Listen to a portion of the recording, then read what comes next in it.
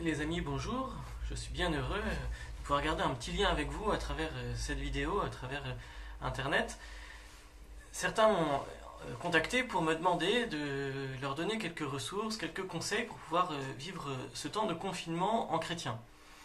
Ben oui, en ce moment, vous êtes privé de la vie des sacrements, vous êtes largement coupé de la vie concrète, physique, relationnelle de la vie de l'Église. Mais pour autant, votre vie de chrétien ne va pas s'effondrer, ou en tout cas ne devrait pas s'effondrer, simplement être transformée, et peut-être, moi je vous le propose, enrichie. Il y en a peut-être parmi vous qui se disent « Oh là là, c'est horrible, on est enfermé chez nous, on n'a plus rien à faire, plus personne à rencontrer, c'est horrible ». D'autres au contraire peut-être qui se disent « Ça y est, c'est fini, il n'y a plus cours, il n'y a plus de travail, on est quasiment en vacances, c'est l'été au mois de mars ». Moi je vous propose une troisième chose, c'est de vous dire que ce temps de confinement, c'est finalement un temps favorable pour vivre le temps du carême qui s'impose à nous en ce moment. C'est le temps du carême, il nous prépare à la fête de Pâques, et habituellement, une des manières les plus belles, les plus profondes de vivre ce temps-là, c'est de faire un temps de retraite. Alors habituellement, on fait plutôt ça dans une abbaye ou dans une communauté religieuse. Moi, je vous propose de faire de ce temps de confinement un temps de retraite, tout simplement. Vous savez, quand les rythmes ralentissent, quand on est libéré de beaucoup de ses engagements, de beaucoup de sa vie sociale, du temps apparaît. Et ce temps-là, on en fait une chose nouvelle. Et moi, ce que je vous propose, c'est de faire de ce temps nouveau un temps favorable, un temps de grâce pour votre vie avec le Seigneur. Alors, comment faire cela ? La première chose, je pense, c'est de se donner un peu une discipline de vie. C'est-à-dire que souvent, on en fait l'expérience par exemple pendant les vacances, quand les rythmes changent, quand les contraintes sont moindres, finalement on se disperse et puis on ne fait pas le quart de ce qu'on voudrait faire. Alors là, gardez-vous une discipline de vie, c'est important. Voilà, le matin, levez-vous, traînez pas trop. Le soir, pareil, après le dîner, c'est pas la peine de rester des heures indéfiniment sans rien de constructif. Gardez-vous une discipline de vie, gardez-vous des engagements, un rythme qui vont vous permettre d'avancer en construisant quelque chose et pas simplement en subissant le temps qui passe ou en vous ennuyant. Voilà, première chose, se donner un cadre de vie, une discipline de vie, quelques exigences, pas démesurées, mais qui aident. Ensuite, pour vivre ce temps de grâce, qui est le temps du carême, pour le vivre comme une retraite, moi ce que je vous propose, c'est de dégager dans la journée 2 ou 3 fois une demi-heure pour prier, tout simplement.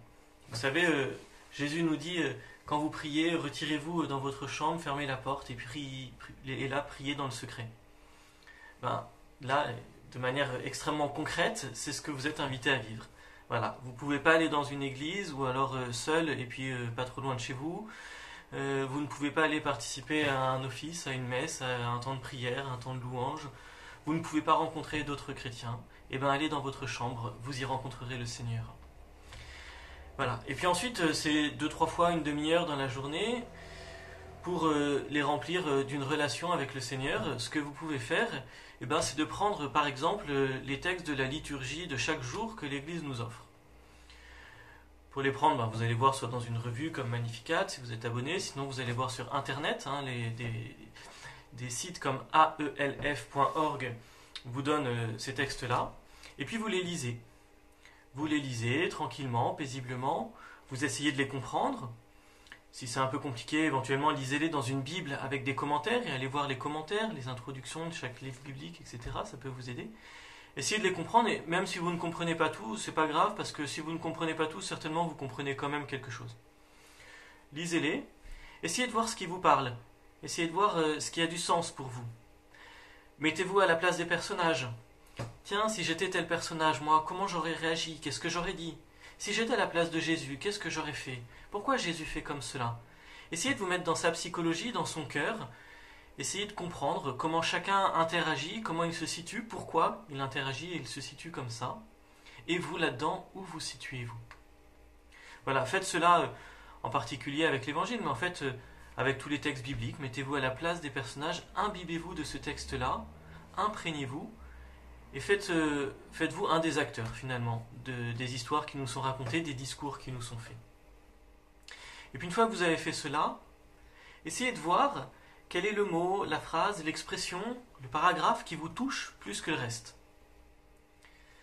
arrêtez-vous là-dessus et essayez d'approfondir et d'essayer de comprendre pourquoi est-ce que ce mot, ce paragraphe, cette expression vous touche plus que le reste. Et dites-vous, et là c'est important, dites-vous qu'à travers cela, Dieu s'adresse à vous. Votre voisin, il aura peut-être été touché par autre chose. Vous, c'est cela qui vous touche. Et donc, c'est que Dieu vous dit quelque chose à travers cela. Essayez de le discerner. C'est pas toujours évident, mais essayez de voir pourquoi Dieu s'adresse à vous aujourd'hui à travers ces mots-là. Quelle est cette bonne nouvelle qu'il veut vous transmettre aujourd'hui? Quelle est cette libération qu'il veut vous apporter? Quelle est cette expérience de sa proximité, de son amour qu'il veut vous faire expérimenter? Voilà. Retenez ça et puis ce mot, cette expression, cette phrase, ce paragraphe, gardez-le dans votre cœur, dans votre mémoire pour toute la journée et ruminez-le régulièrement. Voilà, ce sera votre moyen d'être un peu en relation avec Dieu, de vous élever jusqu'à lui et puis de l'entendre lui venir jusqu'à vous. Ce sera un peu votre pain quotidien de cette relation simple, dépouillée, mais bien réelle avec Dieu. Voilà, ça c'était mon conseil pour aujourd'hui. Je vous invite à faire ça. Faites cette expérience-là le matin, en commençant la journée, éventuellement en fin d'après-midi, et puis le soir en vous couchant. Et puis une fois que vous avez fait ce petit temps de Lectio Divina, c'est comme ça qu'on dit, il y a 3 choses qui peuvent habiter votre cœur. D'abord, vous dites merci à Dieu pour tout ce qu'il y a de beau, de merveilleux même, que vous vivez déjà dans votre vie. Vous pouvez lui dire pardon pour toutes ces situations où vous avez bien conscience que vous êtes en deçà de ce que vous pourriez être, en deçà de l'amour que vous êtes appelé à vivre, en deçà de la relation, de l'alliance que Dieu souhaite nouer avec vous. Et puis, vous pouvez lui confier le temps qui vient, votre journée du lendemain, votre monde tel qu'il va et tel qu'il va aller. Voilà, ça fait un beau temps de prière et déjà ça, c'est une ressource pour vivre ce temps de confinement en chrétien et en faire un temps de retraite. J'essaierai de vous retrouver pour d'autres conseils, d'autres sources.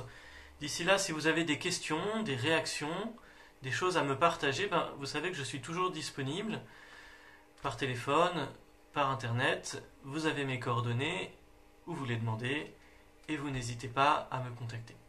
À très vite.